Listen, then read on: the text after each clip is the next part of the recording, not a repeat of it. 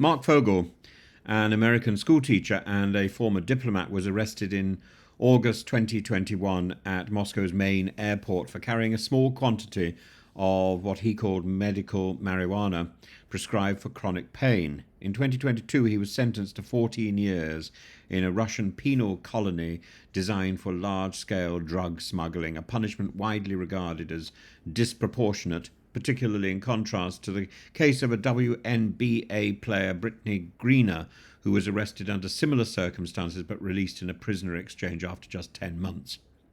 Fogel's case, however, languished in bureaucratic limbo, with the Biden administration only designating him as wrongfully detained in December 2024, far later than his supporters had hoped.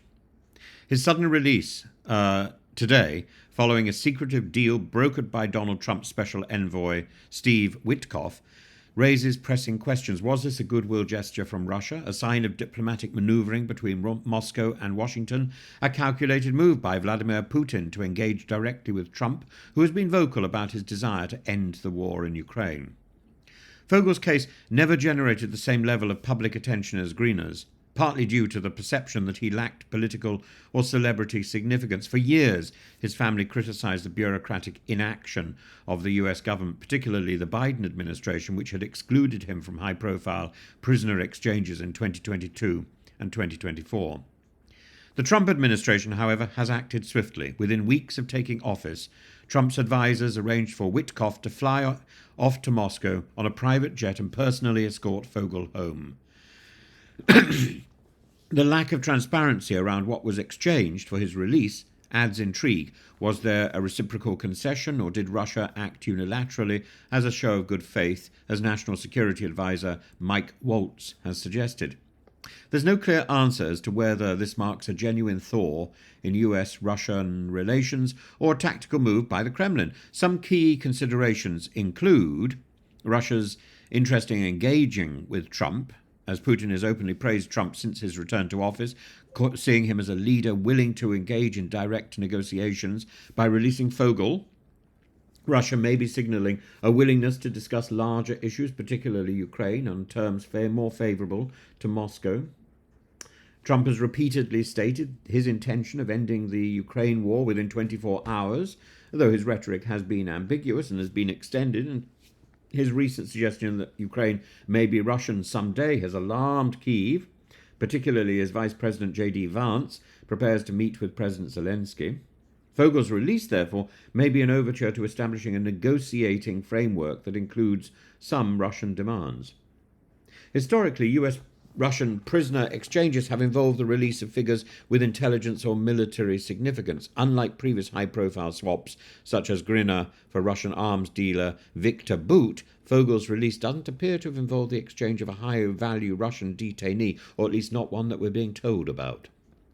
This raises speculation that the Kremlin may be seeking broader diplomatic benefits rather than a one-for-one trade. Fogel's release could be the first step in renewed diplomatic engagement, which would be good, but the extent of its significance remains entirely unclear. The Biden administration's previous exchanges with Russia were transactional, aimed at securing the freedom of detained Americans without broader policy shifts. Trump's approach, by contrast, appears more entangled with the larger goal of resetting relations with Russia, potentially at Ukraine's expense. But we need to reset those relations. If this release is a standalone gesture, it may amount to little more than a symbolic goodwill gesture. If it's part of a larger strategy, however, it suggests that Putin is testing Trump's willingness to make concessions in exchange for progress towards peace talks dictated on his terms. Marc Fogel's freedom is undoubtedly a victory for his family and his supporters who have endured years of frustration. But the broader significance of his release remains uncertain. Whether this is a genuine thaw in US-Russian relations or a calculated ploy by Moscow to gain leverage in negotiations over Ukraine is yet to be seen.